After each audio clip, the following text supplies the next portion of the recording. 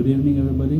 मैं आज की सभा में सबको स्वागत करता हूं और आज की सभा को शुरू करने से पहले हम प्रार्थना करेंगे। स्वर्ग में हमारे शक्तिशाली पिता, हम आपको सबसे पहले धन्यवाद देना चाहते हैं कि आपने हमें इस कठिन समय में देखभाल किया और चंगा रखा। आज हम सब आपके चरणों में आते हैं और आपके वचन को आज हम सुनेंगे और जो आज के जो वक्ता हैं आज उनके लिए हम प्रार्थना करना चाहते हैं कि उनके शब्दों को तू आशीर्वाद दे और हमें आपकी आत्मा के साथ प्रभुत्व करें और हमें आपके करीब ले आ। और हम दुनिया भर के उस सभी लोगों के लिए प्रार्थना करना चाहते हैं जिन्हें आपकी आशीर्वाद और मार्गदर्शन की आवश्यकता है। उनके पास पहुंच और उन्हें उनकी ज़रूरतों को पूरा करें। हम आज के लिए और आने वाले सप्ताह के लिए आपके आगे हाथ जोड़कर आपके पास आते हैं। हमें आशीर्वाद दें, ये विनती है हमारी। यीशु के नाम में हम प्रार्थना करते हैं, आमीन।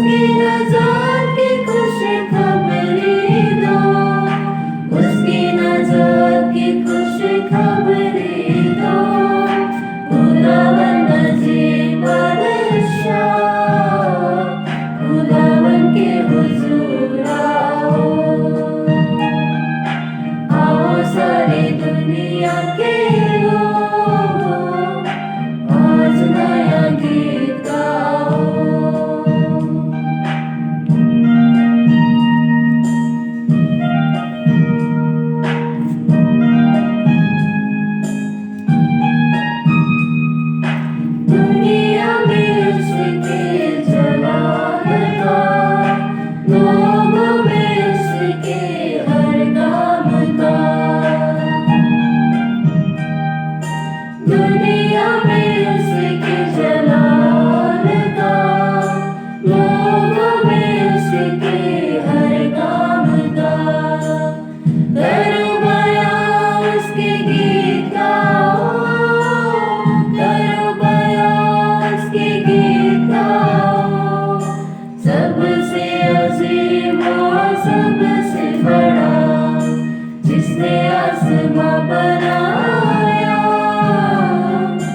उसके हुजूर आओ। आओ सारी दुनिया के लोगों, आज नया गीत गाओ। खुदावन अज़ीम बादशाह, खुदावन के हुजूर आओ। आओ सारी दुनिया के लोगों, आज नया गीत गाओ।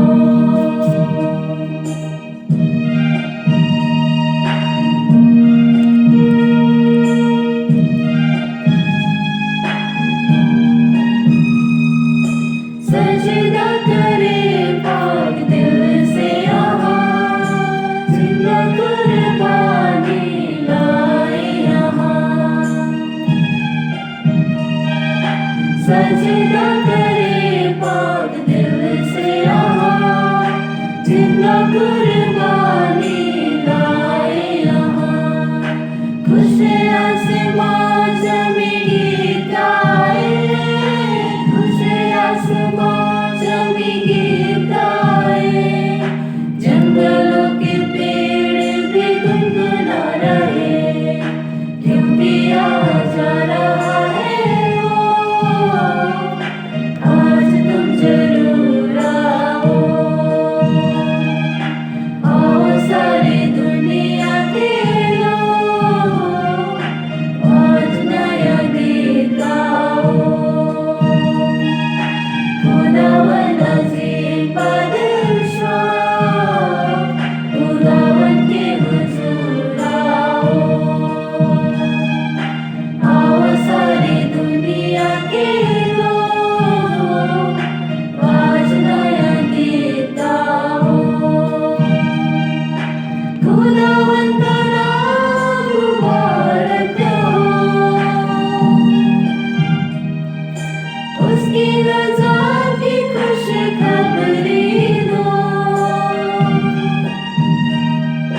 खुदावन का नाम मुबारक हो, उसकी रज़ा की खुशखबरी दो, उसकी रज़ा की खुशखबरी दो।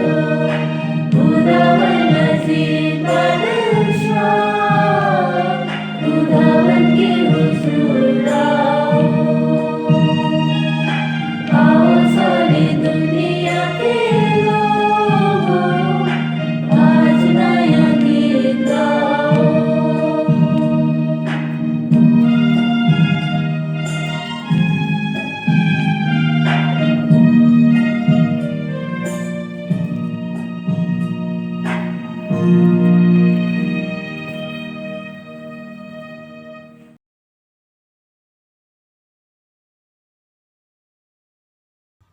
परमेश्वर का बहुत बहुत धन्यवाद।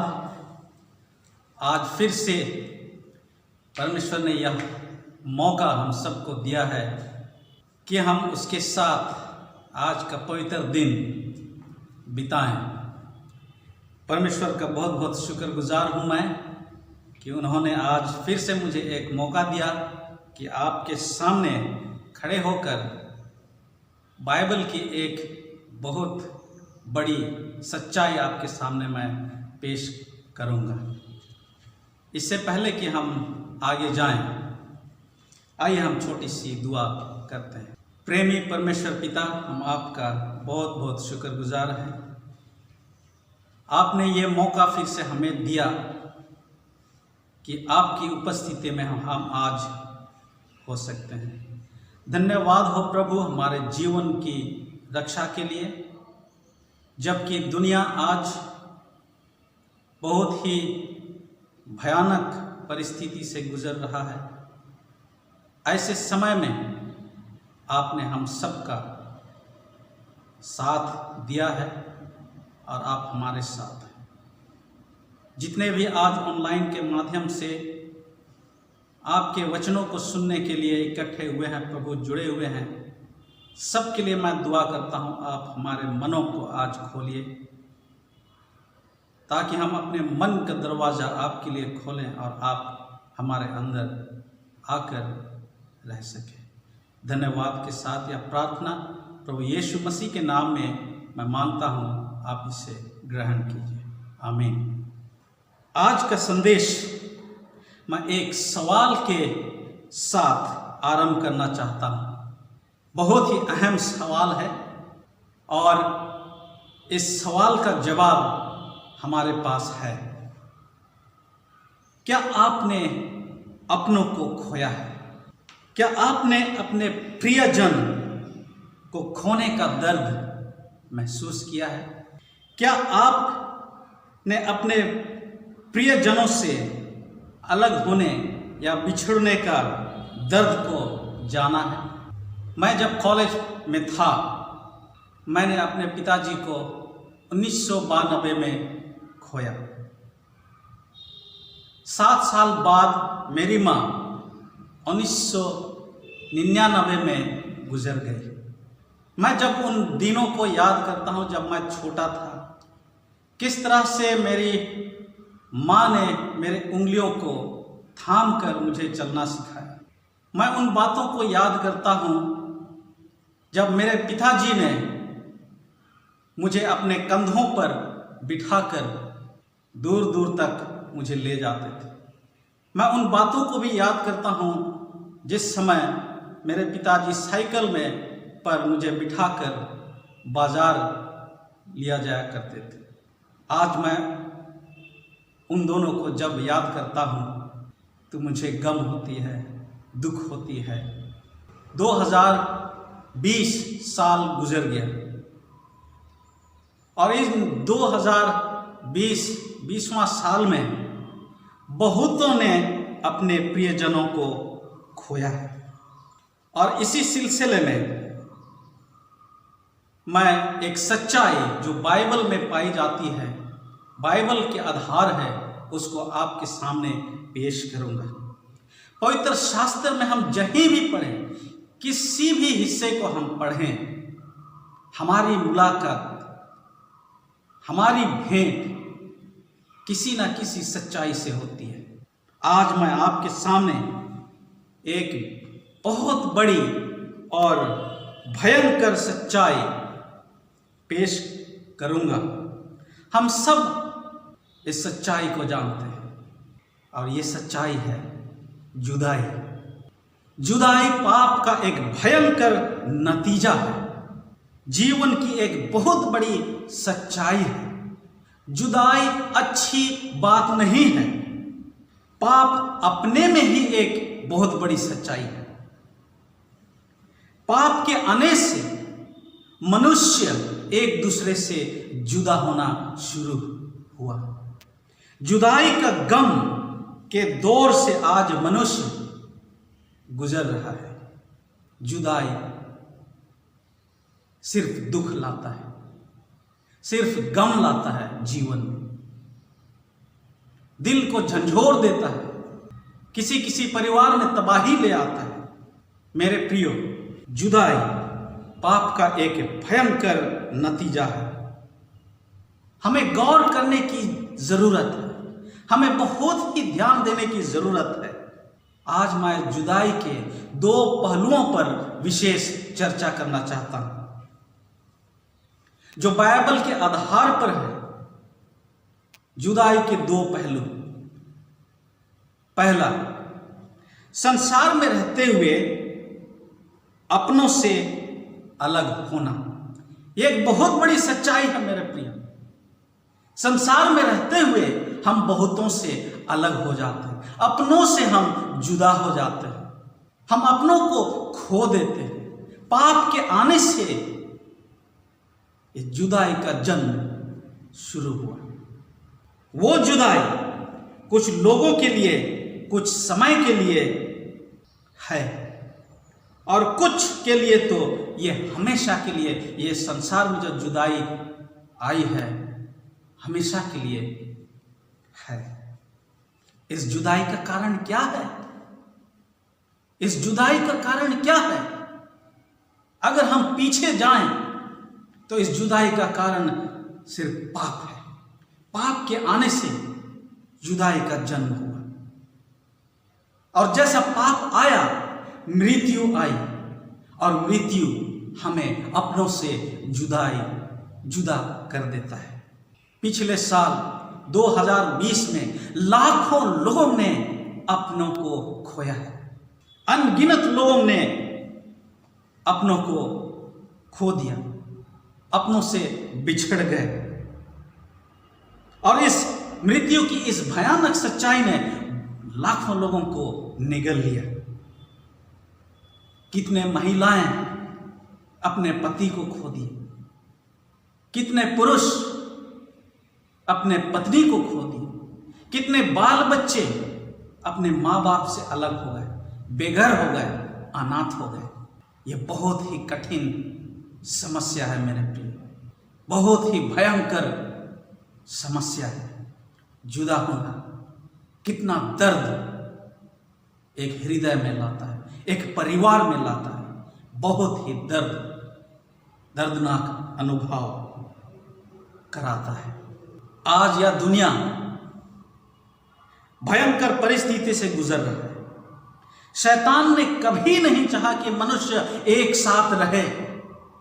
शैतान ने यह कभी नहीं चाहा कि परिवार में सुख, शांति और आनंद बसे।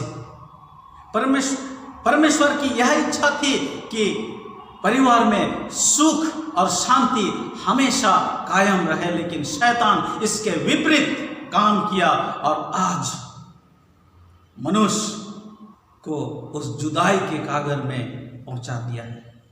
आदम की वाटिका की एक झलक हम देखते हैं। परमेश्वर ने परिवार का सर्वप्रथम एक खुशहाल परिवार का स्थापना वहां किया। आदम और हवा को रखा उस खूबसूरत वाटिका में, खूबसूरत बाग में, लेकिन इस खूबसूरती को शैतान नहीं देख पाया, और हवा को उसने आदम से अलग किया, और आदम को हवा से अलग किया। फलस्वरूप आदम भी हवा के रास्ते को चुन लिया, और वो भी हम देखते देखते परमेश्वर से अलग हो गए। पाप के आने से इस जुदाई का जन्म हुआ, मृत्यु का जन्म हुआ। रोमी 6 उसका 23वां पद में हम पढ़ते हैं, पाप का फल मृत्यु है। जब कैन और हाबिल आदम और हवा की जिंदगी में आए, एक दिन कैन ने हाबिल का कत्ल किया, और आदम, हवा और कैन हाबिल से जुदा हो गए। कितना दुख हुआ आदम और हवा को। यह जुदाई का सिलसिला बढ़ता गया, और आज यह भयानक रूप ले लिया है। शैतान अलग अलग तरीकों से मनुष्य को अपनों से अलग करता है। अलग अलग योजनाओं के द्वारा, अलग अलग तरीकों के द्वारा वह जुदाई लाता है। और आज मृत्यु तो सबसे पहले है जुदाई का कारण, लेकिन इसके बावजूद और भी है। आज तलाक शब्द एक आम बात हो गई है। पति पत्नी एक साथ नहीं रह पा रहे हैं, तलाक दे दो। सिंगल पेरेंटिंग एक आम बात सी लगती है, लेकिन यह एक शैतान का भयानक हथियार बन गया है, क्योंकि वह नहीं चाहता कि मसीह का प्यार एक परिवार में दिखाई दे।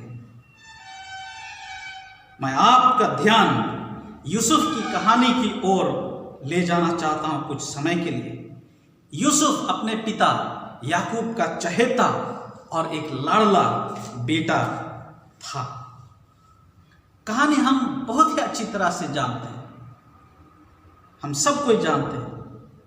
उनके भाई तराइयों में भेड़ बकरियों की रखवाली कर रहे थे।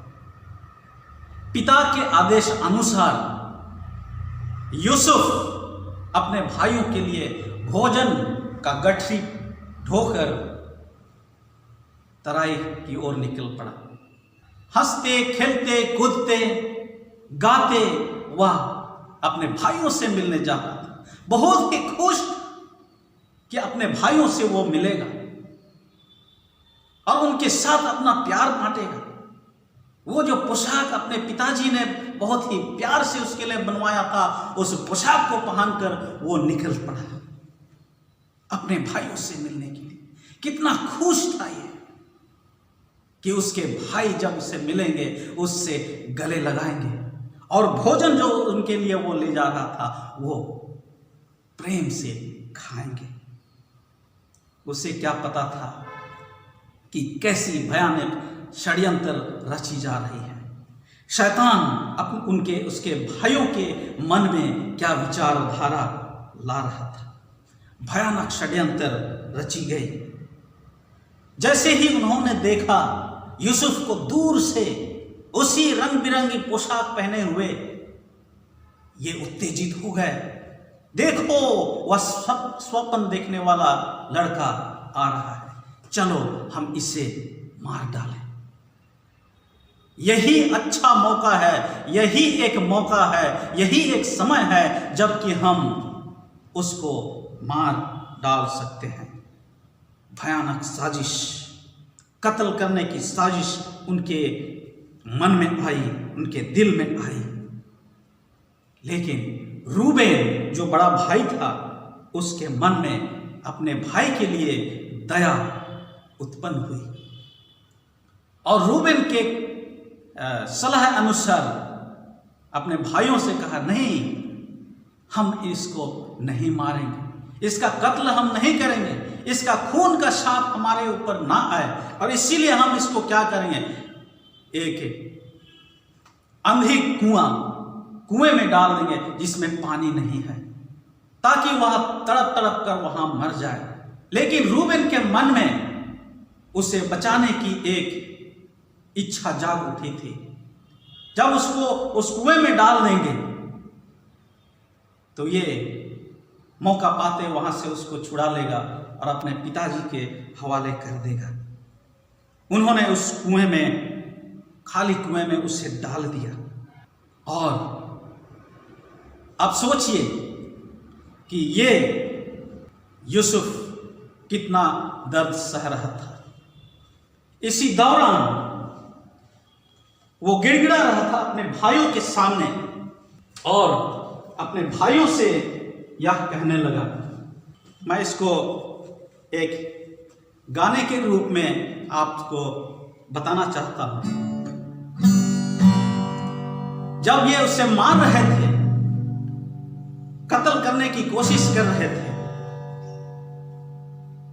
तब यूसुफ घुटने के बल गिरा और अपने भाइयों से विनती करने लगा, मारो ना मुझे मां, हे भैया रूबेन, हया कृपा कर,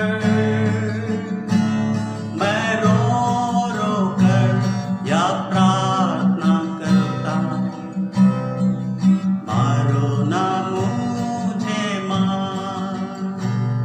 जब उसके भाई उसे उस अंधेरी कुएं में डाल रहे थे, वहां पर भी ये गिड़गिड़ा रहा था, अपने भाइयों से कह रहा था, डालो ना मुझे डाल, हे भैया रूबेन, हया कृपा कर, मैं रो रो कर या प्रार्थना करता,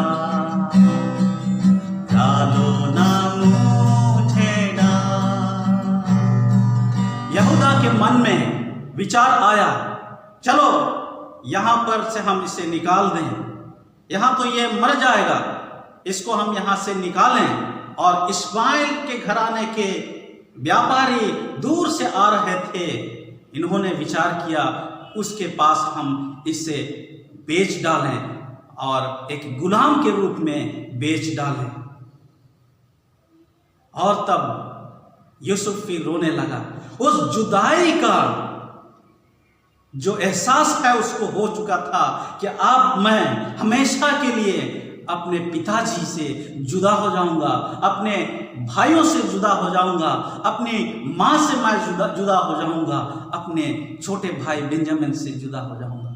और इसीलिए वो गिड़गिड़ा कर उनसे प्रार्थना करने लगा, बेचो ना मुझे हे भैया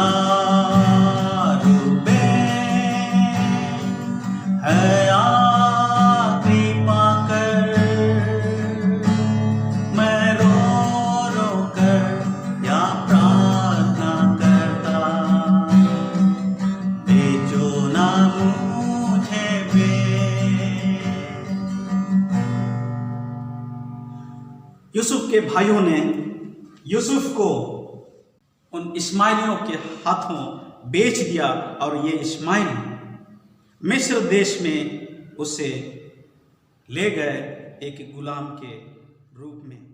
जब याकूब को ये दुखद घटना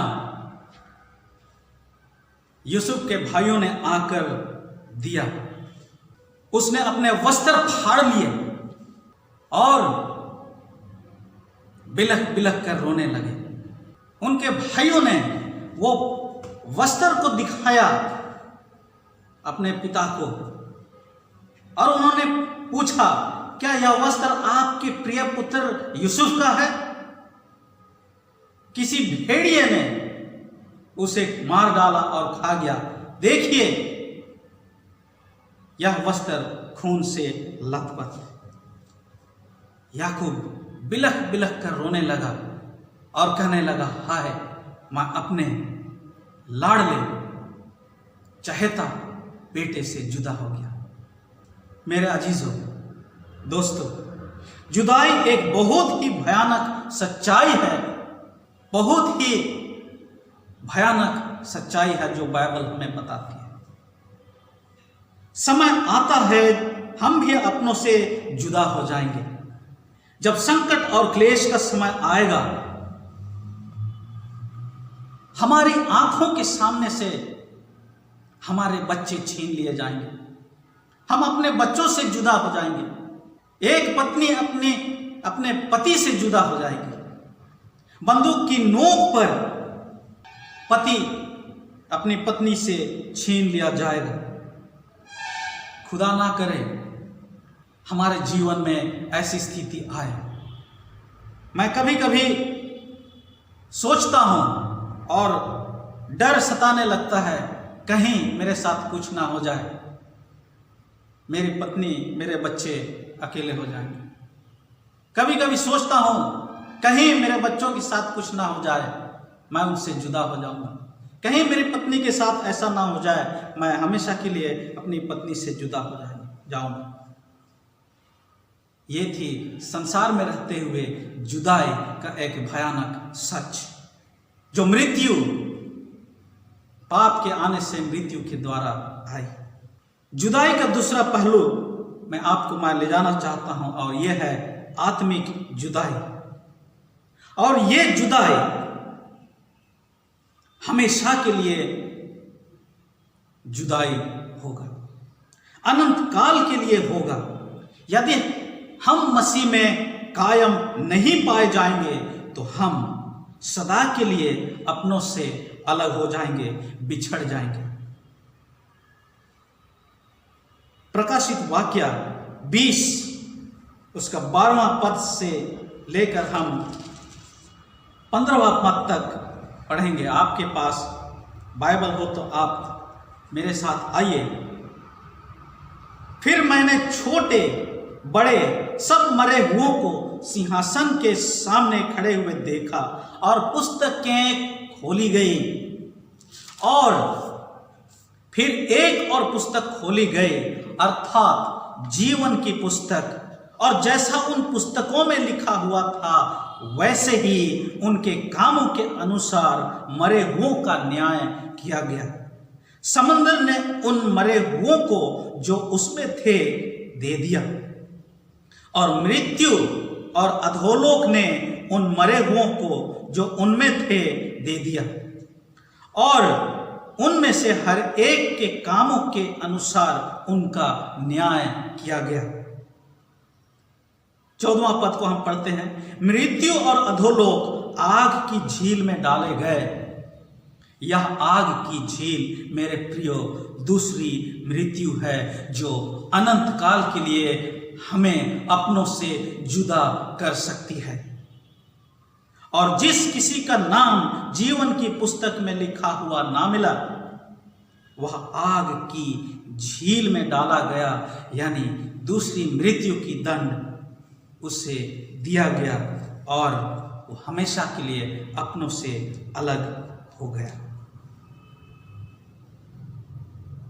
दूसरी मृत्यु आग की झील, जो नरक है, जिसका नाम उस जीवन की पुस्तक में नहीं लिखा है, दूसरी मृत्यु का हकदार होगा, और वह अपनों से हमेशा के लिए, युगानायुग के लिए अलग हो जाएगा, बिछड़ जाएगा, जुदा हो जाएगा। बल्कि सिर्फ अपनों से नहीं, अपने सृष्टिकर्ता पिता परमेश्वर से भी हमेशा के लिए जुदा हो जाएगा। दोस्तों, जुदाई अच्छी बात नहीं है। यह एक भयानक सच्चाई है, बहुत बड़ी सच्चाई है, जो हमें बाइबल बतलाती है। मैं तो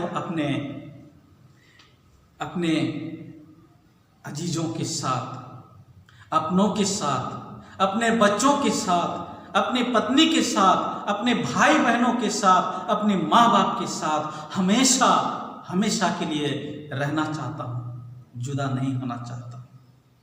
क्या आप भी अपने बच्चों के साथ, माँ बाप के साथ, अपने प्रिय भाई बहनों के साथ, अपनी पत्नी के साथ, क्या आप अपने पति के साथ, क्या आप हमेशा की जिंदगी जीना चाहते हैं?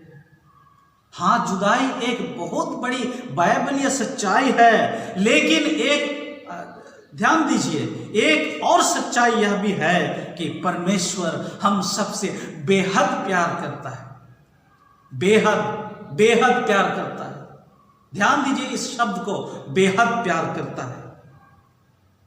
वह चाहता है कि हम कभी भी एक दूसरे से अलग ना हो, कभी भी एक दूसरे से ना बिछड़े, बल्कि युगाना युग, जीवन भर, अनंत काल तक साथ रहें। यूहन्ना 3:16 एक बहुत ही जाना माना पदस्थल है। परमेश्वर ने जगत से ऐसा प्रेम किया, उस जगह में बेहद प्रेम किया शब्द को रखता हूं, क्योंकि बेहद, मैं समझता हूं बेहद का मतलब जिसका कोई सीमा नहीं है, जिसकी कोई गहराई नहीं है, जिसका कोई ऊंचाई नहीं है। इस तरह प्रभु परमेश्वर हमसे प्रेम करते हैं, और उसी बेहद प्रेम की वजह से आज मसीह हम सब के दिलों के दरवाजे पर खटखटा रहे हैं, दस्तक दे रहे हैं। प्रकाशित वाक्य 3:20 में हम पढ़ते हैं, देखो मैं तुम्हारे द्वार पर खड़ा हूं और दस्तक दे रहा हूं, यदि कोई मेरी आवाज सुने और अपना दिल का दरवाजा खोले, मैं अंदर आकर उसके साथ भोजन करूंगा। प्रभु हमारे अंदर आना चाहते हैं, क्या आप उसको इजाजत देंगे? हो सकता है आज हम इस पृथ्वी में अपनों से बिछड़ गए होंगे, जैसे मैं अपने माता पिताओं को खो दिया, और हो सकता है बहुतों ने अपने बच्चों को खो दिया होंगे, बहुतों ने अपने पति को खो दिया होगा, बहुतों ने अपने पत्नी को खो दिया होगा, अपने बच्चों को खो दिया होगा। लेकिन परमेश्वर कहता है, अगर उनका नाम उस जीवन की पुस्तक में है, अगर वो प्रभु में मरे हैं, प्रभु में सो रहे हैं, तो उस दिन को वो फिर से जागेंगे और हम अपने प्रियजनों से फिर मिलेंगे।